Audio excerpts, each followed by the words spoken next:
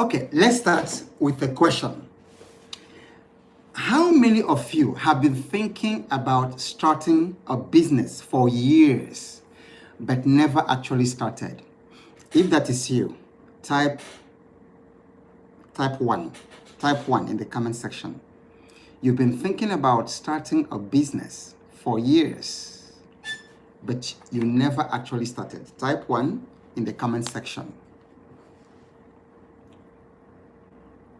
Okay, so while you do that, how many of you have said to yourself, one day I'll start a business, and that day keeps moving? Type 2 in the comment section. Come on, everybody. This is a live coaching session, and I would like you to interact with me. So how many of you have said to yourself, one day I will start a business, and that day keeps moving forward? Type 2 in the comment section. Okay, so I can see 1, 1, 1, 1, 1. I can see 2, 2, 2, 2. Okay, one more question. How many of you look back like 5 or 10 years and realize that you could have started the business by now, but didn't? Type 3. Type 3 in the comment section.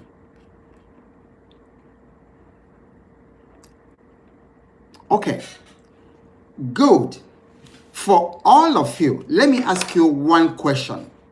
And be very honest, be very open with me. Why haven't you started that business for the past 5, 10, even 20 or 30 years? Just type like a word or a phrase or a sentence. Why haven't you started? Now it's important for me as your coach today to coach you through the process, to understand why you've been thinking about starting a business, but you've not been able to do that, and you keep shifting the goal. Type in the comment section. It could be one word, it could be a phrase, it could be anything. Why haven't you started that business? Okay, Olabimpe said money and information needed. Okay, very good. Keep going. Keep going. Ebube Africa says cash challenge. I'm going to deal with all those problems today. So everyone, tell me why you have not started. Always waiting for a convenient time, Austin said. Okay, and Festus says, waiting for the right moment when all resources are available. This is typical. And Fumilayo says, not knowing exact business to do. Okay, let me hear one more. Why haven't you started that business that you've actually wanting to start? Okay, so I like these answers here. Especially always waiting for a convenient time. That's a very familiar one. Okay, keep going. Keep going. Okay. Okay, great. So let me start by telling you exactly why you haven't started that business. And this thing is real. Most people's obstacle, just like you have all said here, the biggest obstacle for many people starting a business is not money. It's not money. My mentor said to me, just at the time I started my business newly, and things were not moving very well. Because I was also telling him that I didn't have capital. I didn't have money to make it big. I didn't have money to rent an office in a very good location in highbrow parts of the city. And then he said to me very quietly, he said, listen, Obo, when you have money, you buy and sell. When you don't have money to start a business, you sell and buy. That changed everything. That totally devastated my excuses for not starting a business. So the real obstacle, let me put it to you, because I have seen this. I have lectured in Lagos Business School as an adjunct faculty, so met many business owners and MBAs. I have lectured and continue to lecture in China Europe International Business School. So starting a business and running a business is not new to me. And more exciting, I have worked with Stanford University, the Stanford Graduate School of Business. I've seen hundreds of businesses across the continent and across India and different places. So I'm not new to people wanting to start a business or people struggling to run their business. And I can tell you that the biggest obstacle is fear. People are scared to start a business. So as a business coach, I find it very interesting because it's like the fear of starting a business is almost evolutionary. It's almost like the fear that human beings have for snakes. I do not understand it. And this is what keeps people from starting a business. And as I'm going to show you tonight, I'm going to remove that fear. And then many of you, after listening to this, you will start a business this week because you are going to realize how extremely simple it is. But where does the fear of starting a business, where does it come from? Because many of us were trained from childhood for employment, not ownership. There you have it. Many of us were trained from childhood for employment and not ownership. Okay, just give me a second. As usual, we have some trolls.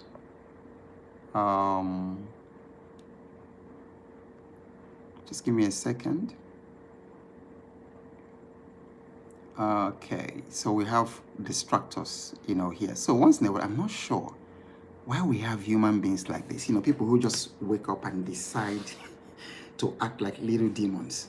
Like, you don't have to be here. You don't have to be here. Nobody forced you to be here. Then you come in from wherever you come in. You bring your demons and then your depression into a learning experience that people are agreeing with. So I've taken care of that that troll, just typing all kinds of comments in the session. Okay, so many of us are trained from childhood for employment and not for ownership, and that's where the big problem comes because school rewards obedience. Obedience. It rewards following instructions. You write exams, they give you instructions. They instruct you where to sit in class. They instruct you to keep quiet, to whatever. So it rewards getting approval. It rewards avoiding mistakes. But business is exactly the opposite. Because business requires independent judgment. It requires making imperfect decisions. Like for some of you who are waiting until everything turns green before you start. So, but when it comes to owning a business, it requires making imperfect decisions.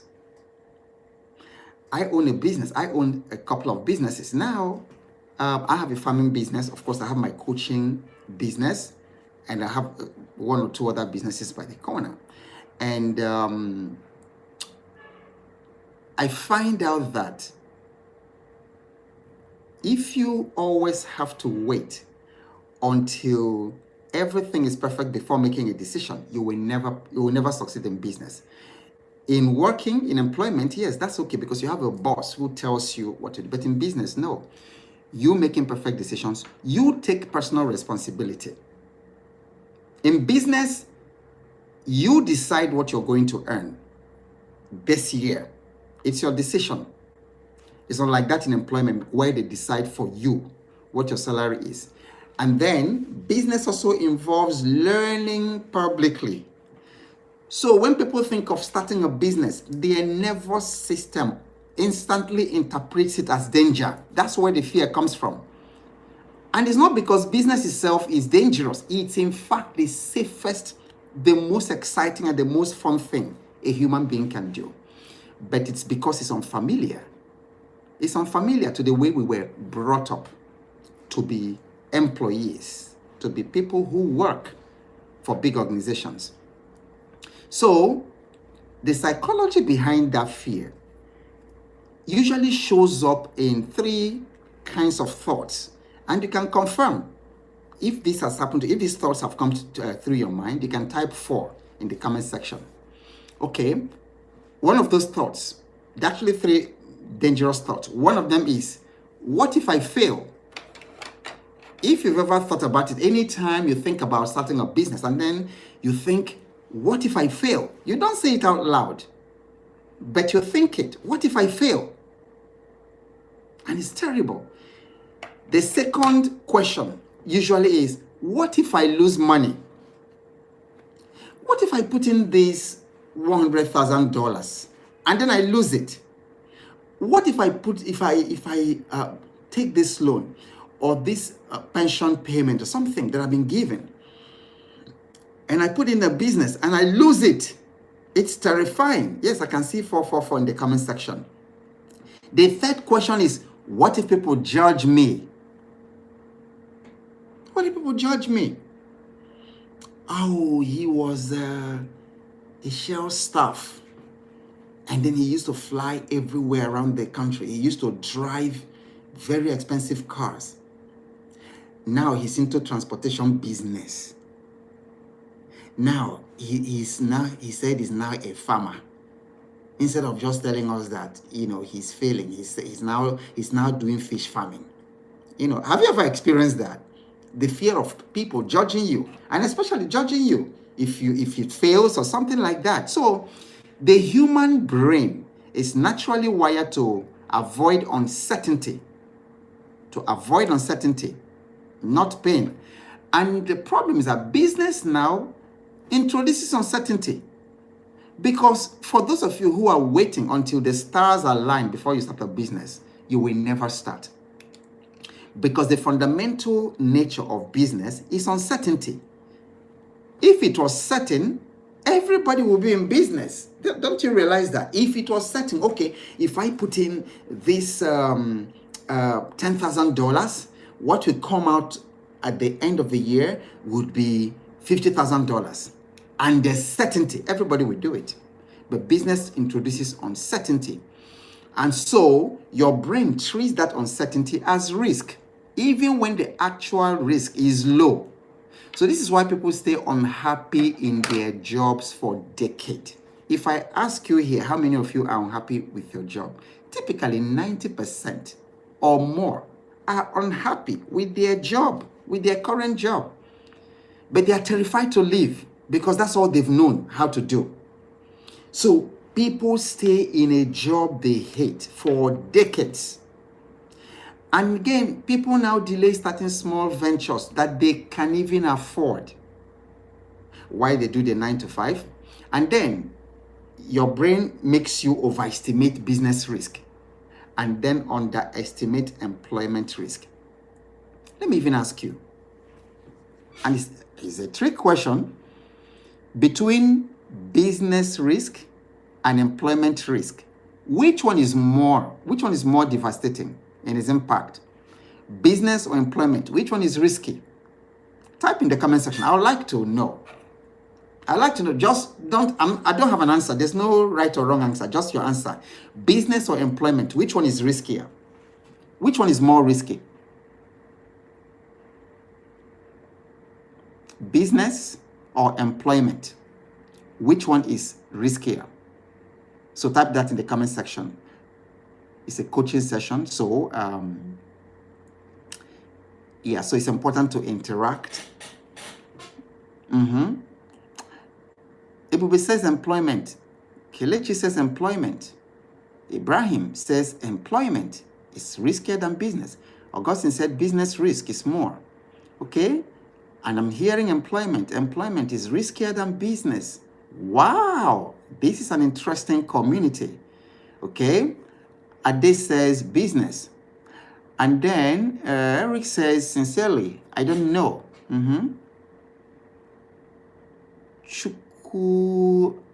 and a Daniel says employment because you can be sacked any day. Business risk. Okay, so there's some mixture. Chinedu says business is riskier in the short run, but employment is riskier in the long run. And then your answers are all correct. None of it is wrong. But I think what tends to happen for people in employment is that they overestimate. So each of them is risky. Each of them is risky.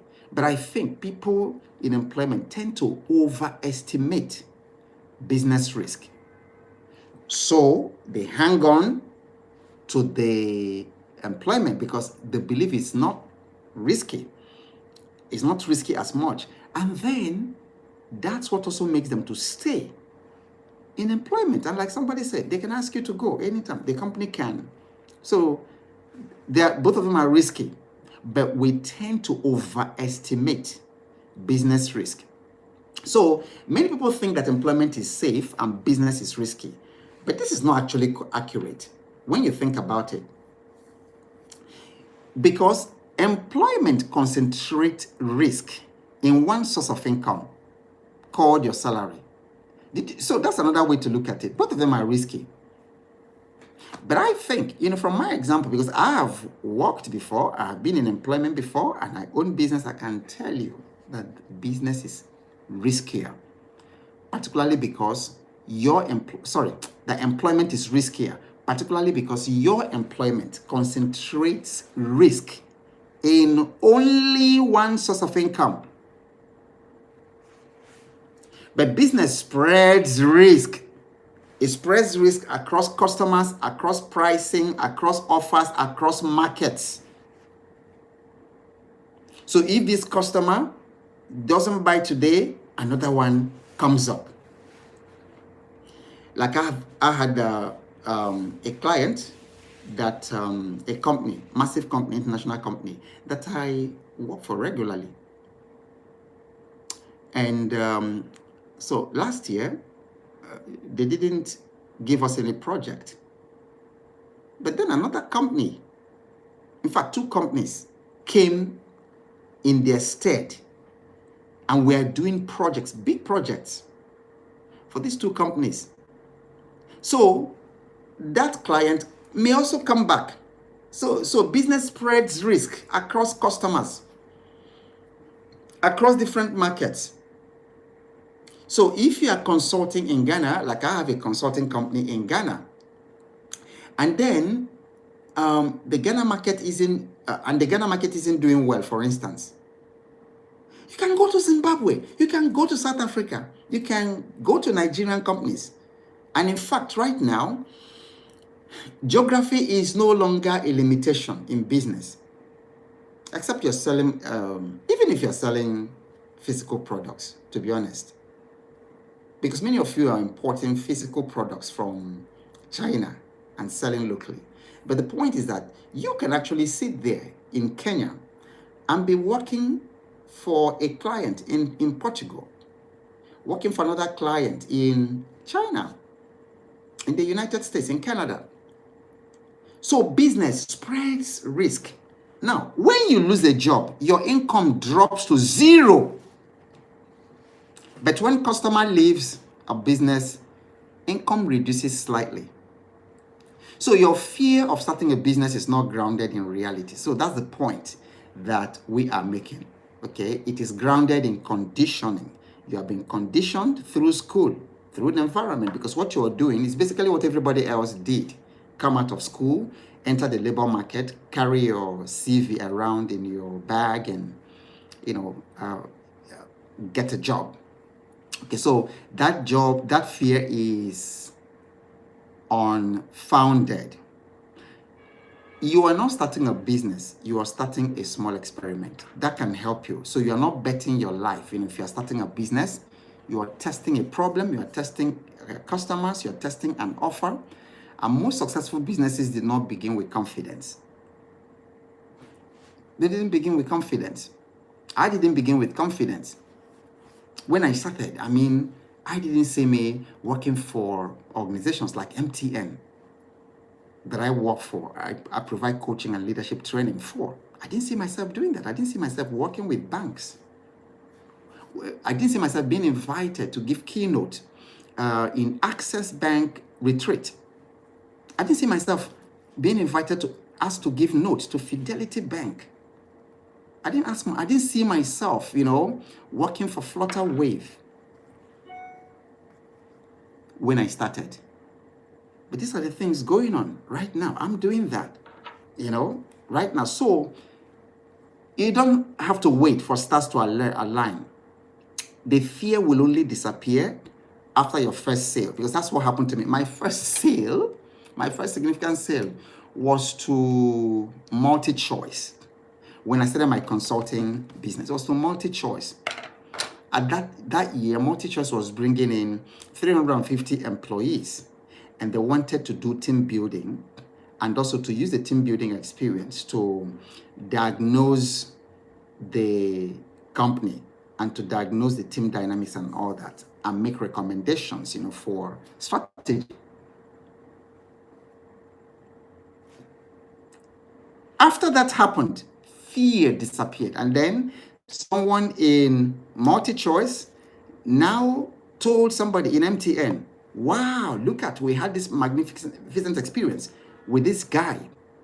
MTN now invites me, come and do the same thing you did for MultiChoice. Somebody in MTN now was on phone call with someone in IBTC who said, we want to do this, their HR department. He said, we want to do this. We want to have an offsite, and then we want somebody who could. And then the person in MTN told the person in IBTC, this guy. Can you see? The confidence came after I started the business, not before. And then after I did, the confidence just kept on increasing. Imagine you're working for companies like MTN. You're working for companies, like Flutter Wave. You're working for organizations like Stanford University in the Stanford Seed program. Are you kidding me? But that confidence, and the confidence I have to speak to you today, I didn't start with it. It comes after you start. It comes after you stake. You have your stake in it, not before. Okay? So let me say this plainly before we go into the steps, because I'm going to give you 6 practicals. By the time we finish tonight, just stay with me. Make sure you stay to the end. By the time we finish, you can start a business like ABC. It's not complicated like we make it seem. And all those reasons you gave at the beginning, they are no reasons. All those things are just fear. It's not about money. Okay, so you're already taking a bigger risk as a wage earner. You're taking bigger risks every day. Commuting, yes, is a risk. There are stories where people are returning from work. They had an accident and then they died. Happens all the time. You are already taking a big risk remaining on one income source. And why I need to start introducing some curriculum on entrepreneurship and starting your business is because many of you complain. I talk about investing a lot because investing changes your life. But many of you keep complaining, we don't have money to invest. I have given you a list of stocks that could change your life in the next 3 to 5 years, like significantly, can retire many of you. Like some of you who are in your 50s or in your 60s, you can retire on these stocks that I gave you a couple of, and some of you already seen some of those stocks making wild moves, and the year hasn't even started. And then for each of them, I told you why I believed. Of course, I recommended, but you still need to do your own research.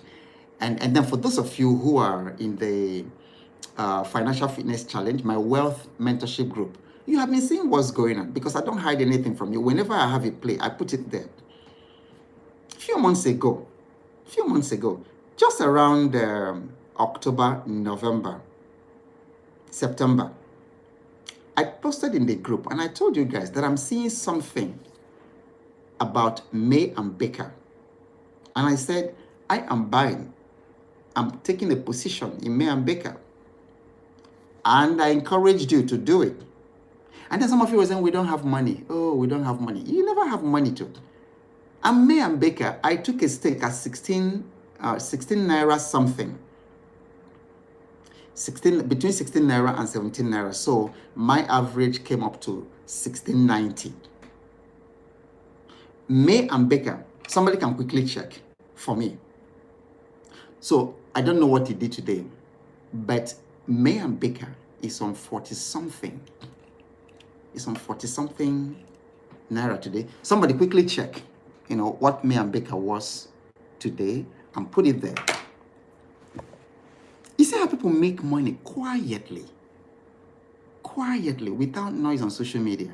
You bought something for 16 naira, 90 kobo average. And then in less than 3 months, that stock is doing 40 something naira and hasn't stopped. There's a reason, there's a tailwind, there's a reason that May and Baker and some of the pharmaceuticals, local pharmaceuticals, are doing well. Last week I told you to consider taking a stake in NIMET. It's true that NIMET was 7 naira, just last week or so. When I recommended those stocks, it was 7 naira. But I saw a tailwind, so that even though NIMET, for instance, they made losses, they are in a loss position. So you might look at their current books and say, oh no, it's not profitable and all that. But I saw something, and it was at 7 naira, not up to 2 weeks ago. NIMET, as we speak, has gotten up to,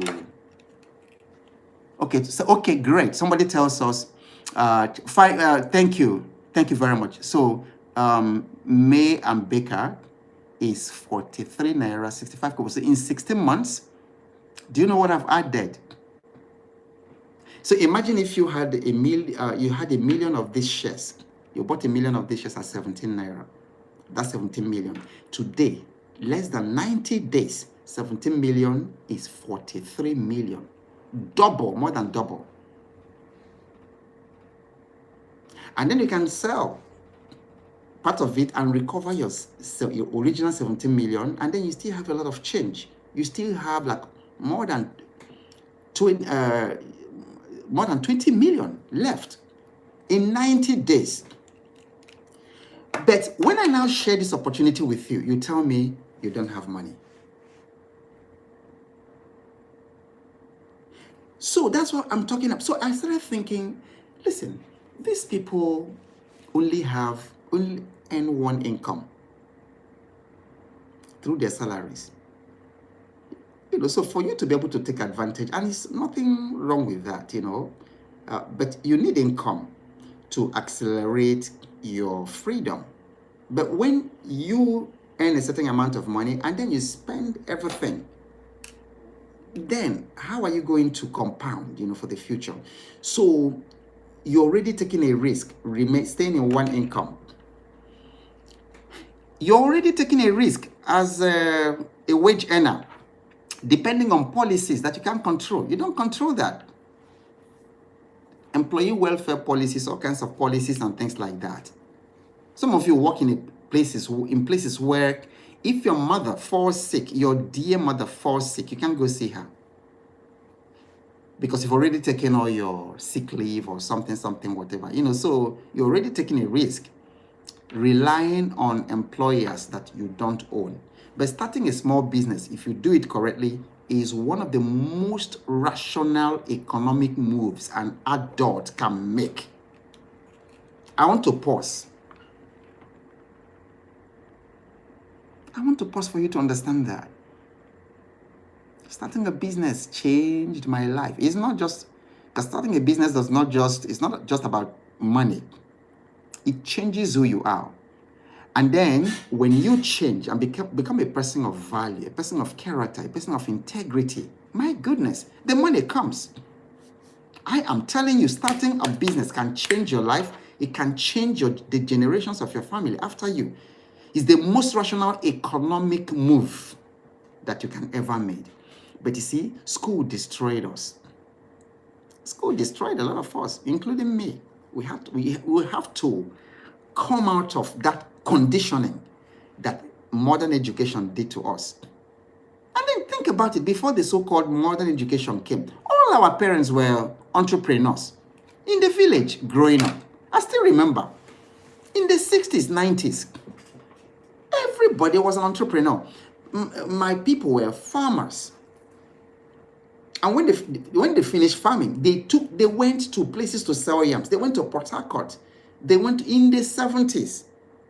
My big uncle, big farmer, he would go to markets, and this guy was not educated, in quote.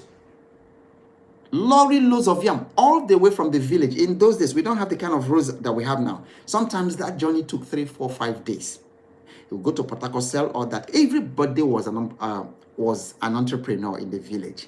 I still knew family. Every family around us. One family was selling cola nuts and bitter cola. That's what their grandfather did. That's what their father did. That's what the children did. They sold cola nuts. Some other people sold fish. Some other people sold all kinds of things. But now school now came, conditioned all of us. You come out with your degree, wearing nice suit and certificate. Then you want to go and sit under air conditioning and be receiving regular salary. No. The most boss move, economic boss move that an adult can make is starting a business correctly. Okay. So what I'm going to do therefore now is to give you 4 compelling reasons that anyone should start a business. If it's the most powerful economic move an adult can make, put yourself in there. Type in the comment section. Count me in. Put it in the comment section. Count me in. My goodness. Fear of starting a business. Stop it. It's riskier. Employment is riskier. I'm not saying you should jump out of your job tomorrow because it doesn't demand it. You can start something, and until that small business now overtakes, like supplies, like double or triple what your current employment is doing, then you face it. Yeah, count me in. When it comes to, if it's the most serious economic move any adult, anybody from 18 years old can make, any of you in your 60s, even those of you in 70s, who watch me, I have deep respect for you.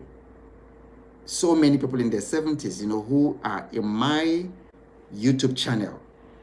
You should, because you have hope. And who told you that a 75-year-old person cannot start a business?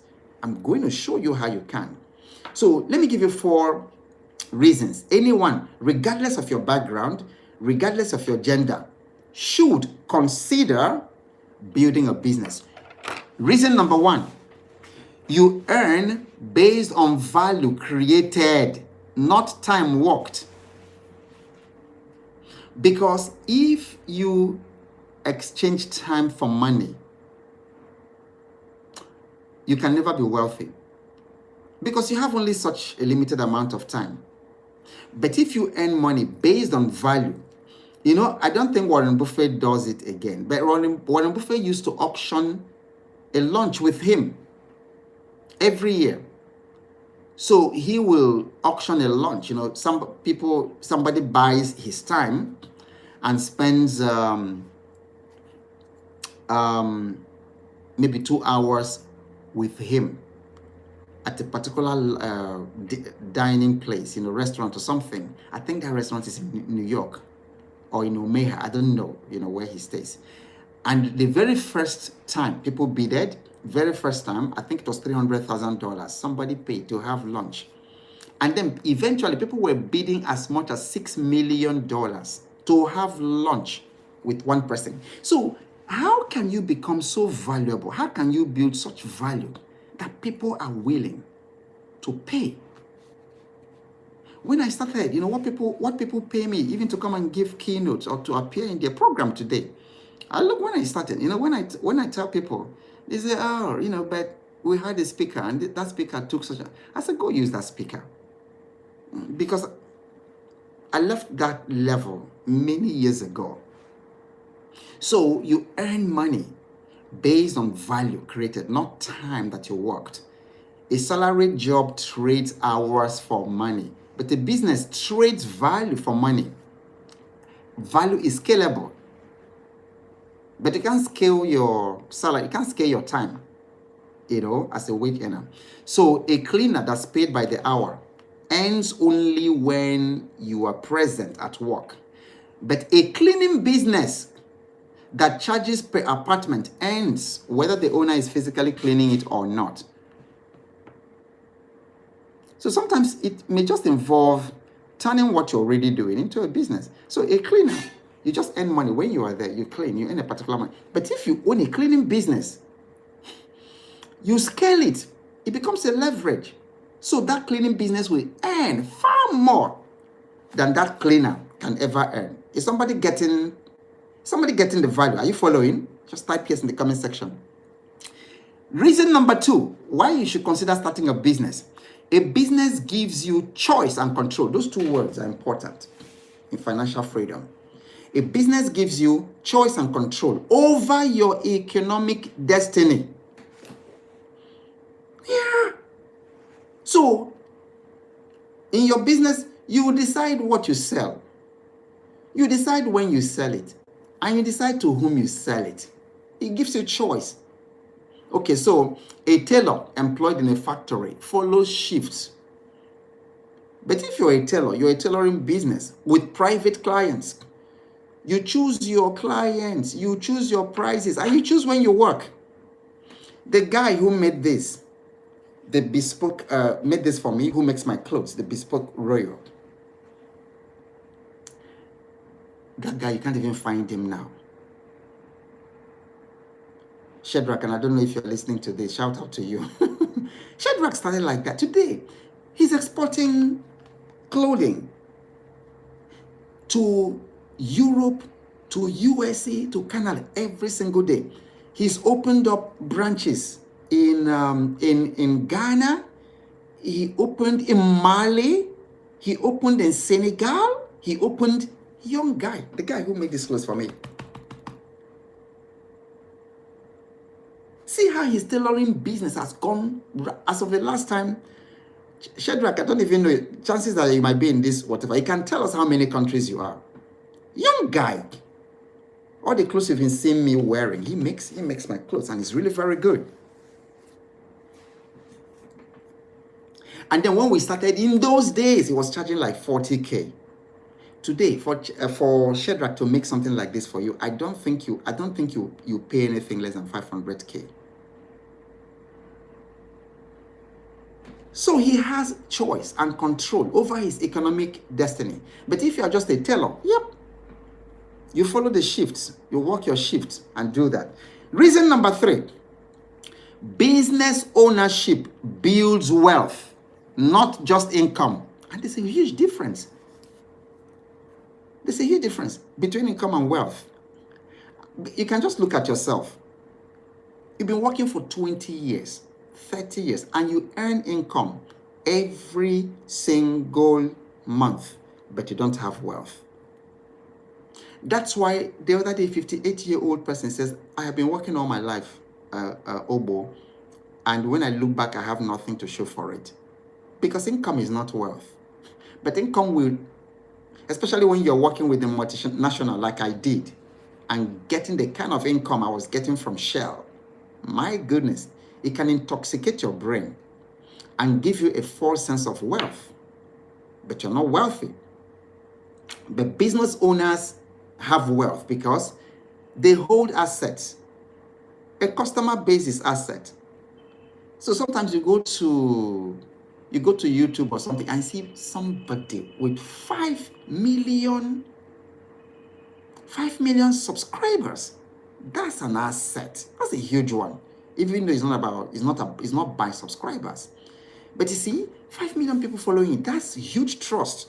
And trust is an asset. They follow you because they trust you. Because you deliver value. Many of you here come here every day. I see a couple of you who are here every day that I'm online. Why are you here? It's because you're getting value. If you weren't getting value, you won't be here. So business owners hold assets, customers, they hold brand equity, they hold repeat revenue. subscription revenue, very sweet. They hold intellectual property. Some of you in Nigeria have been seeing the funny, almost childish drama going on between very dark man and then another gentleman they call Bill Lord or something. Intellectual property.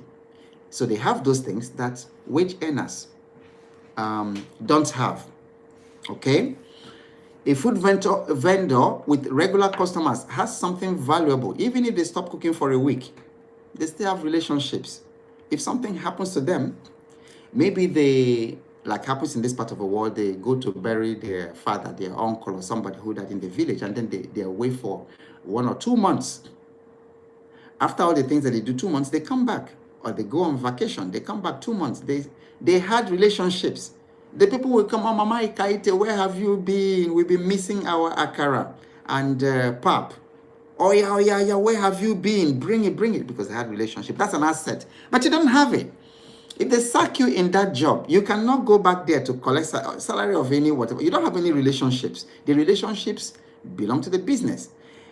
And then some of you, if they sack you or you resign from very top positions, they make you to sign. I don't know what they call that. It's not a non-disclosure. There's something they could, you lawyers call it, that you will never start a business or contact the business contacts for 4 years or 5 years. They ban you from doing that. And even where you're employed, you are not allowed to steal the customers from there because it belongs to the business. You don't own it. You don't own those relationships, where you work. Reason number 4, business can outlast you. And I really like this one. A business you start can continue earning for decades and centuries, even after you step back. Okay? If you have, for instance, a pharmacy, a school, or a bakery, or a logistics company, it continues to earn money after you retire, after you are dead and gone. These are not opinions. They are consistent with economic research and real outcomes. That's what happens.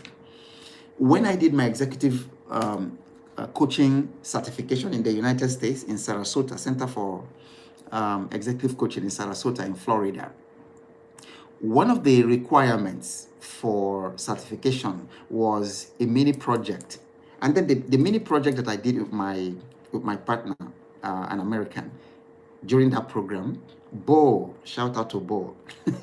So we looked at why companies in certain countries, in certain parts of the world, last for as long as 1,000 years. In fact, there was even one company in Japan, as at that time, that had been in business for 1,400 years.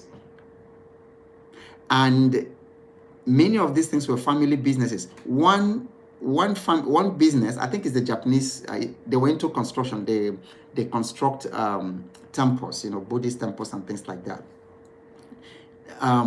They have held the business through 52 generations.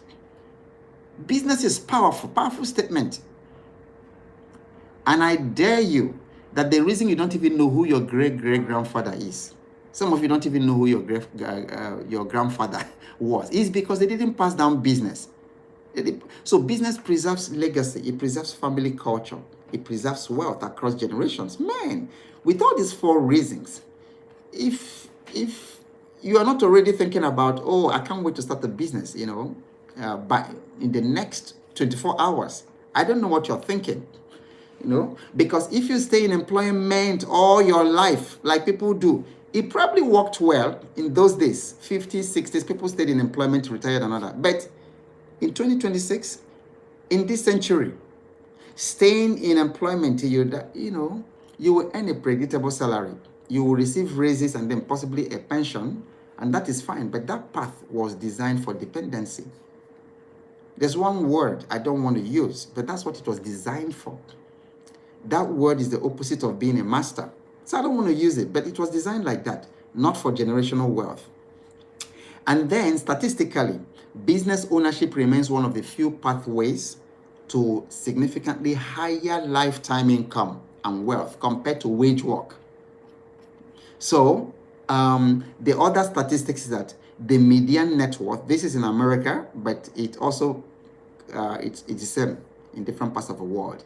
The median net worth of business owners is 2.5 times higher than non-business owners, median.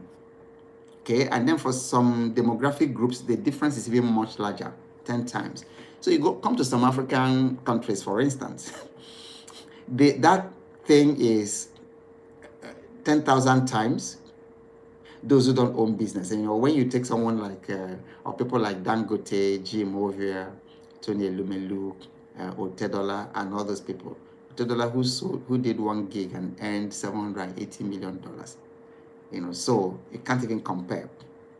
So, but this does not mean that business is easy. It means that if you have order, if you have discipline, and then you have execution, business ownership can be a game changer. So let's go through the step by step, how to start and run a business.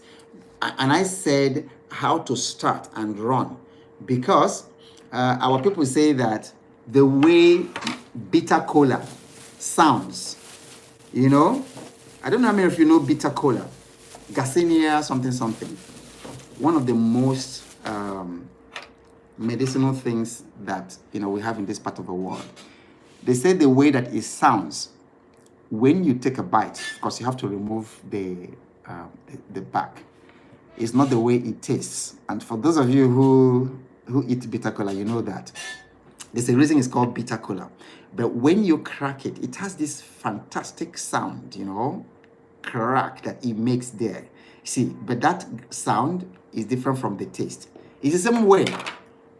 Starting a business is not the same thing as running a business. There are two different kinds of competencies, but you have to hold them in one. So anybody can start a business, but not everyone can run a business. I hope that is very clear. Okay. So I'm going to give you the 6-step framework. Business in reality is a sequence of decisions that you make. So if you skip a step and you waste time, money, energy, and hope. So here is the exact sequence. If I'm starting a business today for the first time, this is the exact sequence. And I'm teaching you this based on the work I have done, teaching in Lagos Business School, in China, Europe International Business, and teaching with Stanford University, Stanford Graduate School of Business in the Stanford Seed Program. So, number one, find a problem people already pay for. That's the very first thing I would do. I'll find a problem that people already pay for. And then I'm sure you already start seeing the reason many people fail before they start. Because many people start business with product. That's the worst thing you can do. They find a product. They start with a product. They ship something from China. They want to start a business. They see something, they like it, then they buy it. Okay. And then they start looking for customers to it. Wrong. First thing, find a problem people already pay for. Number two, what I will do, I will find customers who have these two qualities. Number one, they have the ability to pay. And number two, they have the willingness to pay. So let me say, I am known. In fact, in the Stanford Seed Program, all over the world, I'm known for one saying. It sounds brutal, but until you experience it, you will think it's brutal, but it's not. Do not do business for poor people. It's a classical mistake that so many people who start a new business make. Do not do business for poor people. Do business for customers. Then do charity for poor people. If you confuse both, your business will die. Why do you wake up and then do business for people who can pay you? You know they can't afford it. You drop a school in the middle of a slum where people can't even, and then you're complaining that your school is not doing well because the people can't pay. What did you expect? They can't pay. They can't pay. But when you started, you went with your missionary mind. The poor people should have access to education. Of course, they should have access to education. So if you are doing a non-profit and then you are doing charity, that's fine. But if you call it business, that's foolishness. So find customers who are able to pay and then who are willing to pay. If you don't find that, don't start business because it will fail. Number 3, I will create an irresistible offer. How can I create an offer, a product, a service that people can only get from me? They'll get it nowhere else. Irresistible offer. Number 4, marketing. That's what I would do. I will have to let people know that I exist. Because if you don't do marketing, you don't do. In fact, sometimes I just have a feeling that the business is all about marketing. Number 5, sell. Ask for the money. A lot of people can't even ask for money. A lot of people can't ask for money. And then a lot of people allow themselves to be underpriced. Because for me, right now, if you come to me to train your people, your leaders, or to do something, we have our standard, whatever, and it is in dollars. Because I found that local currency messes up a lot. And then if you have it like many people couldn't afford us last year, many companies couldn't afford us because I said, this is what we do. Oh, but we have this. Find somebody at that level. So you have to sell. You have to ask for the money. And then not underprice yourself, which is why it's important, because if you find the right customers, then you won't have the problem of selling. Because the right customers already have the ability to pay and then the willingness to pay. So you're not going to be hustling because they already know. So the kind of clients I have right now, once they say, oh, we need you to do this, the next thing is invoice. And then we take anywhere, depending on your company, we take anywhere between 50 to 80% down payment. Down payment before we lift a finger. And then before we engage with you, my coaching company and consulting company, before we engage with you, the first conversation is, do you have the budget? Because I can't start giving you process, telling you what we are going to do, only for you later to come and tell me, oh, it's too expensive, we can't afford it. So we deal with that problem up front. We've got to sell. And then the 6th thing is admin and management systems. You need systems. And I'm going to give you one question that you should ask. If I'm starting a business all over, because that's not how I started. If I'm starting all over again, there's one question I'm going to ask myself. How can I create a business that runs without me? So that's the part about running a business. Because many people are not running their business is running them. So these are the 6 steps. Let's take each of them, one after the other. Should we continue or make this a part 2? Should we continue, yes or no? Just type yes. Should we go on to take each of the steps, or we just continue with that tomorrow? Okay, because we can actually end right now. Should we continue? Yes, yes, yes, yes, or no, no, no, no. I want to see yes, yes, yes, yes. Okay. Okay, all right. Yes, yes, yes, yes. All right. Let's okay. I haven't seen any no here. All right, okay, so let's go. Step number 1. Find a problem people already pay for. And I will appreciate if you also type it in the comment section for those joining later. So so step 1 is find a problem people already pay for. This is the foundation of starting a business. If you don't do this step 1, please don't do anything else. That business will fail. I'm telling you. A problem is simply a pain, a frustration, or cost that people want solved. That's how a problem is defined. It's got to really, really be a pain, something painful, something frustrating, something that costs time, that people want solved. The people have to want it, not you. Because the number 1 problem that entrepreneurs make is that they chase their passions first instead of people's problem. You hear all those people who tell you, follow your passion, follow your passion. That works. But that is when your passion intersects with the problem that people want to solve, with the pain that they want to resolve. Because a lot of people start business on their passion. So sometimes they get lucky by accident because that passion has to do with a problem that people have. But often people start a passion, and that's not a problem. So chase people who already spend money on solutions. Those are the best people. Don't bother about starting a new thing. You already have a lot of problems. People are paying for around you. People are paying for food.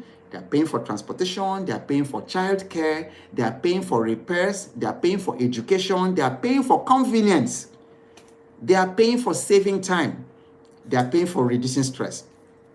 So I operate in different cities. I have offices in different cities and then, 2 different countries. In this particular place, okay, where I am now, in this estate, in this particular country, in this estate, there's no car wash. No car wash. No car wash. And to get a car wash, you have to drive out and probably drive 5 to 10 minutes before you can see the closest car wash. And I'm like, are these people kidding me? And it's a big problem. People are already, and they drive out from the estate to go car wash. So it is something people already pay for. And if somebody opens a little place in this estate right now and starts a car wash and even charges twice what they're charging outside there, I will go there. Because the time it takes me to drive out to go look for car wash, so many times I just drive my car dirty. There's a lot of doors and things like that. I just ride it, That is not because I can't afford it, but the convenience is not there. So people pay. People are already paying for convenience. People are already paying when you reduce stress for them. Or if the person doesn't even set up, because I have water here, I have a borehole, I have water, and then somebody says, okay, I'm a car washer, and then you go from house to house here. You're a car washer, you can come in every Sunday evening or something, and wash cars, and people open gate for you, and you wash and they pay you. That's business. Isn't it easy? Is it complicated? It becomes complicated when you chase your passion instead of problems. So here's the rule for this step. If nobody is already paying for it somewhere, it's not a business yet. Okay? It's not a business yet. If people complain about bad roads, but they don't pay anyone to fix them personally, that's not a business for you. But if people pay mechanics to repair their suspension caused by the bad roads, that's a business for you. So you don't go start building roads. Nobody's going to pay you for that. When you finish, maybe the people in the community say thank you. And then it's going to be illegal for you to mount a toll gate and start collecting toll. The government will put you in prison, put you in jail, because you are not allowed to, to set up a toll, to just construct a road and say, so that's not it. But people are paying for the problems that the thing has caused them in their cars. They are paying for car repairs due to bad roads. So that's a business for you. Step number 2, find customers willing and able to pay. I cannot stress this enough. Don't start a business until you have found at least one customer who is willing and able to pay. Not everybody with a problem has money. You need to write this down because it will save you. And I'm sure as you're listening to me, some of you may have tried to start a business and some of you may already have started a business, and then you are seeing, I hope you are seeing the mistakes that you made and why the business is not every person with that problem has money. So there are 3 essential criteria for your customers. Number 1, they must have the problem. Because many of us start a business to solve a problem that people don't have. So they must have a problem that you're trying to solve. Number 2, they must have money. They must have money. And number 3, they must be willing to spend it. If these 3 things don't exist, you don't have customers. Okay, so too many entrepreneurs find problems, they create products, then struggle to find paying customers. I remember one day, many years ago, I was trying my hands, with side hustle. I went to the United States, and while I was there in a city called Greeley in Colorado, there, families, families in the neighborhood were doing garage sales. So we're just walking around the neighborhood and all that. And then I got to this particular house, saw these crystals, that you put a battery under them. It's got a seat. You put a crystal under it. Then the seat has a battery that when you turn it on, it lights this crystal. I was so fascinated. It was so beautiful.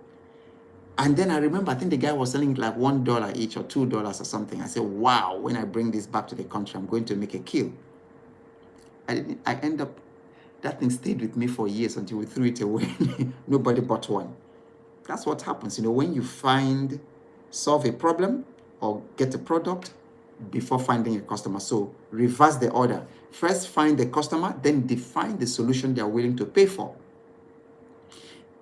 Peter Drucker, the management wizard, legend, he's late now. He said that the purpose of a business is to create a customer. So that's really very important. So let me give you another illustration on the importance of finding the customer who, number one, has the problem, number two, has the money, and number three, has the willingness to pay. So for instance, students may need tutoring. They have that problem. They need tutoring, students, but they may not pay. But see, parents who already pay school fees are more likely to pay for tutoring. You get what I'm saying? Yeah. So the person might have the problem but not have money. Go for the person who has the problem and who has the money. Step number 3, create an irresistible offer. So now that you know the problem and the paying customer, the task is to make an offer that is, number 1, simple to understand. There's a saying we have in business that the confused mind always says no. So the worst thing you're going to do for your business is to have an offer that people can't even understand. It's confusing. So your offer should be simple to understand. Like my offer for my wealth mentorship group. It's very simple to understand. It's for people who are over 40, between 40 and 70 something, because we've had a woman who was 75 years old who joined last year, and then she joined around May or so, and she told us that she was going to be 76 in November. So my offer is specifically for these people 40 years and above who have these 4 problems. Number 1, they struggle financially. People in their 40s who look back and then there's nothing to show for their money. And then the reason is they have low financial literacy. Number 2, they don't play in the stock market or Forex or any financial market. Number 3, they don't have systems. There's no logic to their wealth. That wealth is not systemized. Number 4, they do not have power circles. They don't belong to inner circles where wealth can be leveraged. And what is the offer? Financial fitness challenge where you come in, and then we deal with these 4 problems, help you to build systems for your money, and then put you in a community where you can ask, where you're safe and free to ask any kind of questions relating to your money, such that within a period of 3 to 5 years of being in the financial fitness challenge, you will not only be wealthy, you will be financially fit and financially free. And then I paint a vision that the reason I do it is that because it's peanuts. It's not anywhere near a tiny fraction of what people pay me for consulting or for one-on-one. And people have been asking me for mentorship. So I had to create that because I can do it for group. I don't have the time to do one-on-one. And then if you must do one-on-one with me, it costs you 90 minutes of one-on-one with me, 75 to 90 minutes of one-on-one with me is $500. But I said, you can belong to this community, just pay a tiny fraction. And then you belong to it for life because it's there. That Telegram group is there. And people are helping each other, asking questions about financial markets, about all kinds of things. So it's a simple offer to understand. So your offer must be simple to understand. Number two, it should be easy to say yes to. That's what makes it irresistible. Number three, it should be focused on outcomes, not features. Okay, like the example I gave you, I'm seeing people that when you belong to this wealth mentorship group, that in 3 to 5 years, you become wealthy. You can literally live your life, the rest of your life, without working for money. Because within 3 to 5 years, we want to make your money. We want you to stop working for money, no matter your age, and then start making money work for you. So that's the outcome, not feature. So I don't tell you, oh, when you come, you're going to see videos with these modules, even though those modules, but that's not what we're selling. That's not compelling. You're selling outcome. You're telling people, come. If you join within 3 to 5 years, you will stop working for money and money will start working for you. You see, because people do not buy products, people buy outcomes that remove pain or save time. So don't start selling products, sell outcomes. Okay, like my friend Lisa Sasevich will say, I went for her. She used to be called the queen of, I think it's the queen of sales conversion or something like that. So I attended her program at San Diego. And it was in that meeting that Lisa said something I've not forgotten. She said, sell the destination, not the plane. That expression has never left me. Sell the destination, not the plane.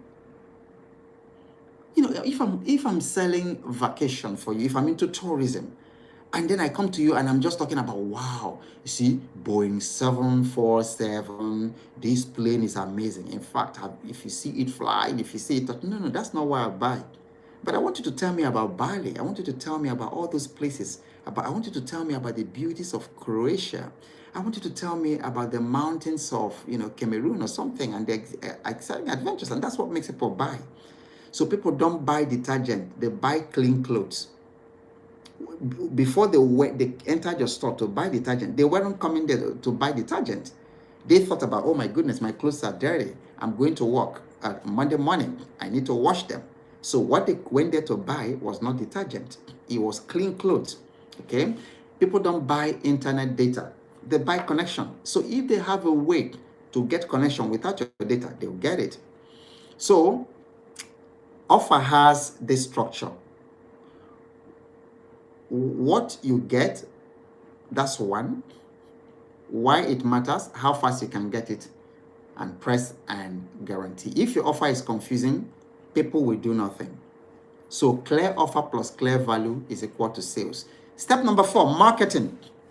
So marketing is not complicated. It's basically visibility, because it means how do you place your solution where customers already spend time, where the customers already congregate. Where do you spend time? If you want to fish, you don't go to the forest. You go to the river. And then you put something that the fish would like to eat at the end of your hook. We did that when we were children. Okay, so where people are physically or digitally, that's you go there and you place your solution where they can see it. Because if they don't see what you have, then you don't have a business. So people underrate marketing, and people underestimate the power of marketing, because that's how people get to know you. And then some examples might be your WhatsApp status, for home services. You might also have flyers in estates for cleaning, for laundry, for the car wash that I talked about. I'm telling you, if you bring out that car wash flyer today, this evening as I'm talking, you print car flyers and then you stand at the gate and then give to cars as they are going. I'm telling you, you have more business than you can handle in this estate. I'm actually thinking about that business.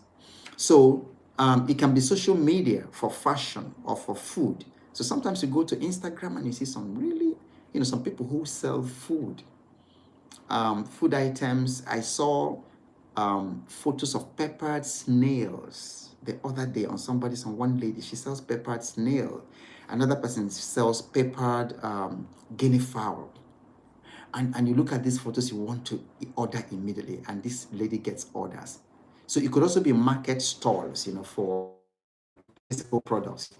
So the key rule in marketing is you exist, your business does not exist. Ask for the money. Too many of us are shy to talk about our prices and to ask for money. I suffered it when I started. And people used to give, I don't know where the guilt used to come from. I gave value. I should charge. And then some people guilt you, especially in this part of the world where people don't understand the power of coaching. My friends in the United States that where we went for executive coaching, we have a community, so we discuss. And you have coaches in the United States getting 1-year contracts of $150,000 of $100. You have some coaches getting 50,000, getting $50,000 gigs for coaching jobs, for executive coaching. $50,000, $100,000. But in Africa, in Nigeria, you tell somebody that you're going to coach for that, you charge somebody 25,000. I say, what? To come and give a speech. What? 25,000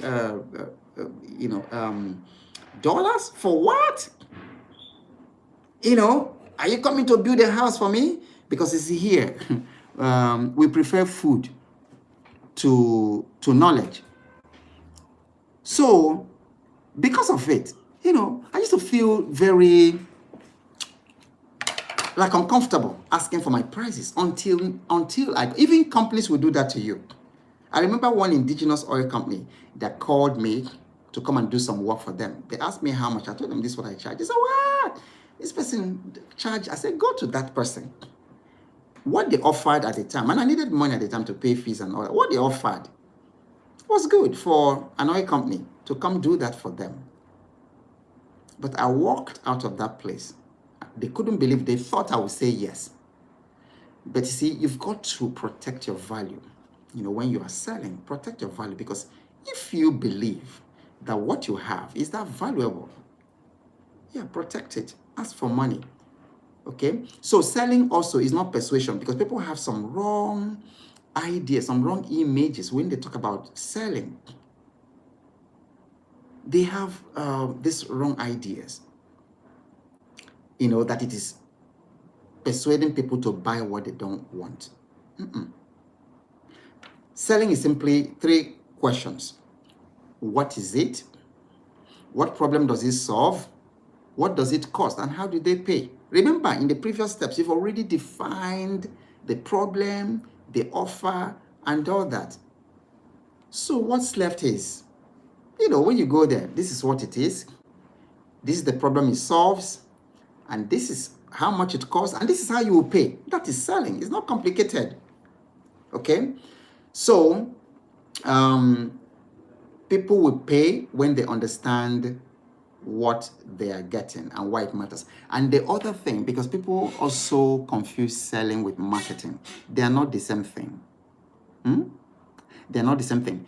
Marketing is more like the strategy. You see, like we say in business school, if the marketing is very good, the selling becomes very easy. But if you do poor marketing, the selling becomes hard. Because if you do your marketing very well, then your salespeople just go and collect money. Because the salespeople are not supposed to go there and start explaining all over again if your marketing has done their work properly. Step number 6 is about, we're talking about how do you run? You've started the business. It's working well. How do you continue to run it so that the business remains profitable over a long term? So this is where you now set up administration and management systems. Okay, so this is where businesses begin to solve. This is also what allows businesses to run without you. Because if your business always only when you are there, then that is not a business. Because what happens, it's called key man risk in business school. We call it key man risk because you're the key person. Everything revolves around you. So if you are not there, that business does not make money. So it becomes like a glorified employment that you're giving yourself. So you set up systems to tracking money that's coming in and out. Very, very important, your accounting systems. Writing down customer orders, customer service, keeping receipts, separating your business money from personal money. So this is where you need a notebook, spreadsheet on your laptop or phone, a payment record already count as systems, okay? So systems are not necessarily paperwork. Systems are repeatable predictability. That's what I call it. It's repeatable and it is predictable. That is it about systems. And then we say that systems set you free. So a business with systems runs even when you cannot be there. So your business does not close when madam is sick. Your business does not close when Oga is out of town. I don't know if you've worked for the so-called one-man business. Once they are away, the checks don't get signed. Money doesn't get whatever. The customers don't, everything. That's not a good business. That one-man business thing where you are the center of all the activities and then the risk. So this step is something you should actually start before step one. How do I set up? What kind of systems? How do I set up my business to run even without me before I start? Okay, so let me leave you with this. Business is not about genius ideas. Business is about order. It's about consistency and incremental value creation. So follow the sequence. Number 1, problem. Number 2, paying customers. Number 3, irresistible offer. Number 4, marketing. Number 5, selling. Number 6, systems. If you master this sequence, you'll build a business that works reliably and sustainably. Anyone can learn this and do it, because that's what already these village women, uneducated parents in the village already do it and do it very well. And what's the praise doers from dreamers is executing. So go out there, start a business. And then if you haven't joined my wealth mentorship group, you're leaving money on the table. It's going to take you longer than necessary. Because what coaching, what mentorship does for you is things that will take you 5 years to learn. You learn it in a matter of minutes or hours. And then there are other people. We have, I think, should be getting to 400 people from different parts of the world who live in Canada, in the US, in the UK, in Australia, different places, in Nigeria, in Ghana, in South Africa, Kenya, Cameroonians, they are all in that place. And wealth is a team sport. Wealth is a team sport. It's not something you do alone. So join that group. You not only have access to the learning portal, but more importantly, you are there. And that's where sometimes I drop opportunities. Like this company that listed right now, that I told them that company will mint billionaires this year. I dropped it there before people started talking about it, even hearing about it. It's there. That's what you get in being in that place. And people, if you stay there, sometimes under 1 month, you've made 10 times. People have made 10 times. Some people have made 50 times, 100 times what they paid to join the financial fitness challenge. The other day, a lady sent me screenshots of her portfolio since she joined. And then all of them were 90-something percent. So you pay this pittance, I'm asking you, because it's not even that it buys my fuel. I have a generator here, diesel generator that I'm using to run this. I have Starlink internet. I pay. If you have Starlink, you know how much you pay every single month to do that. So it's not what you're paying me handles my costs, but that's the best I can do, for you, so that there will be no excuse. So go to the description section right now. You will see a link to join, and I need to go there right now and join and enter the mentorship group. I mean, look at the value you're getting for free. How much more when you come into that place, where you have access to me. So go there, join right now. If you are joining us for the first time, we do this every weekday, anytime from 8 p.m. Sometimes it could be 10 p.m. The other day we did at 11 p.m. or something like that. But what you need to do is subscribe to this channel and make sure you hit the subscription, the bell. There's a bell you see as you're subscribing, and it says notifications. Hit that bell and say all. What that does for you is that anytime I'm live, Okay, so if you haven't subscribed to the channel, please do so right now. And if you haven't given this your thumbs up, given it your love, I don't know what you're waiting. So take a moment and give it your thumbs up. Take a moment and also share it. I think That helps the algorithm to make this available to people who need it. And so people will start bothering you for money because they start making their own money when they follow.